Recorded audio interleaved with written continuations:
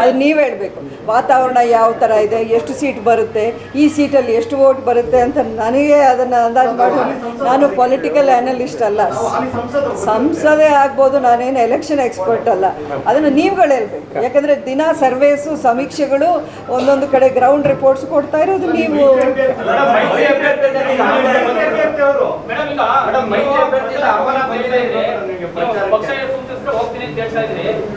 ಕ್ಷೇತ್ರದ ಮತದಾರರು ನಿಮ್ಮ ಅಭಿಮಾನಿಗಳು ಬಂದು ಕೇಳಿದ್ರೆ ಕುಮಾರಸ್ವಾಮಿ ಮತ ಹಾಕಿ ಅಂತ ಹೇಳ್ತಾ ಇದ್ದೀರಾ ಅಂತ.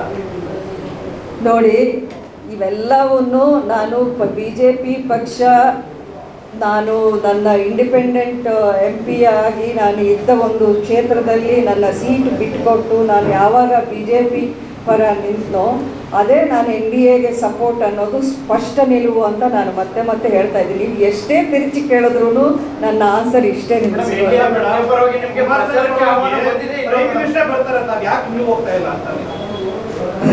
ಪ್ರೈಮ್ ಮಿನಿಸ್ಟ್ರೇ ಬಂದ ಕಡೆ ನನ್ನ ಅವಶ್ಯಕತೆ ಏನಿದೆ ಹೇಳಿ? ಅದಕ್ಕಿಂತ ದೊಡ್ಡ ಲೀಡರ್ ಇಲ್ಲಿ ಯಾರು ಬೇಕು ನಿಮಗೆ?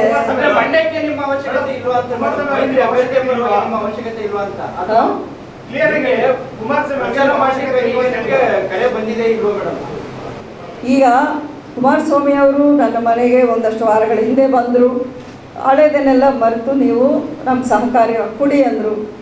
ಸರಿ ಅಂತ ನಾನು ಒಪ್ಕೊಂಡೆ. ಅದಾದ ಮೇಲೆ ನಾನು ಮಂಡ್ಯಕ್ಕೆ ಹೋಗಿ ನಾನು ನನ್ನ ಮನಸ್ಫೂರ್ತಿಯಾಗಿ ಈ ಸೀಟ್ನ ನಾನು ಬಿಟ್ಟುಕೊಡ್ತಾ ಇದ್ದೀನಿ, ನಾನು BJP ಪಕ್ಷವನ್ನು ಮುಂದಿನ ದಿನಗಳಲ್ಲಿ ಸೇರ್ತೀನಿ ಅಂತ. ಅದಾದಮೇಲೆ ನಾನು ಹೇಳಿದ್ದು ಅದು ಸಹಕಾರವೇ ತಾನೇ. ನಾನೇ ಇಂಡಿಪೆಂಡೆಂಟ್ ಆಗಿ ನನ್ನ ಹಠಕ್ಕೆ ನಿಂತು ನನ್ನ ಪ್ರತಿಷ್ಠೆಗಾಗಿ ನಿಂತರೆ ಆ ಕಡೆನೋ ಈ ಕಡೆನೋ ಹೆಚ್ಚು ಕಡಿಮೆ ಆಗುವಂಥ ಅವಕಾಶ ಇದೆ ಅಂತ ನೀವು ಒಪ್ಕೊಳ್ತೀರಾ ಇಲ್ವೋ? ಅದನ್ನು ಮಾಡಿಲ್ಲ ಅಂದರೆ ಅದು ಪ್ರಚಾರಕ್ಕಿಂತ 100 ಪಟ್ಟು ಜಾಸ್ತಿ ಅಂತ ನಿಮ್ಗೆ ಅರ್ಥ ಆಗಿಲ್ವಾ? ಇನ್ನು ಏನು ಈ ಪ್ರಶ್ನೆ ಕೇಳ್ತೀರಾ ನೀವು? ಸೋತ ಸೀಟನ್ನು ಯಾರು ಬಿಟ್ಕೊಡಲ್ಲ ಎಲ್ಲೂ.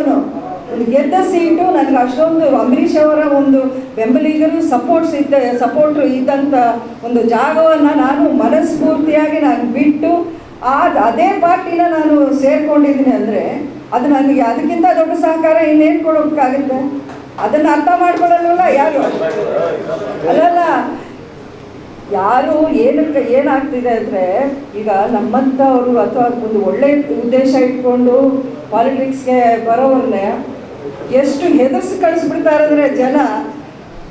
ಇದಕ್ಕೇನೆ ತುಂಬ ಜನ ಹೆದರ್ತಾರೆ. ಅಯ್ಯೋ, ಇಲ್ಲಿಗೆ ಬಂದರೆ ಈ ರೀತಿಯೆಲ್ಲ ನಾವು ಮಾಡದೇ ಇರೋದು, ನಮ್ಗೆ ಇಲ್ಲದೆ ಇರೋ ಆ ಉದ್ದೇಶವನ್ನು ನಮಗೆ ಇಲ್ಲಿ ಸ್ಟಿಕ್ ಮಾಡಿಬಿಟ್ಟು ನಮ್ಮನ್ನು ಬೇರೆ ಥರ ಲೇಬಲ್ ಮಾಡ್ತಾರೆ ಅನ್ನೋದು ಭಯಕ್ಕೇ ತುಂಬ ಜನ ವಿದ್ಯಾವಂತರಿರಲಿ ಅಥವಾ ಬೇರೆ ವೆರಿ ಗುಡ್ ಇಂಟೆನ್ಷನ್ಸ್ ಇರೋರು ಇವತ್ತಿನ ದಿನ ಪಾಲಿಟಿಕ್ಸ್ಗೆ ಬರದೇ ಇರೋ ಕಾರಣ ಅದಕ್ಕೆ ನಮ್ಮ ರಾಜಕಾರಣ ಈ ರೀತಿ ಹಾಳಾಗ್ತಾ ಇರೋದು.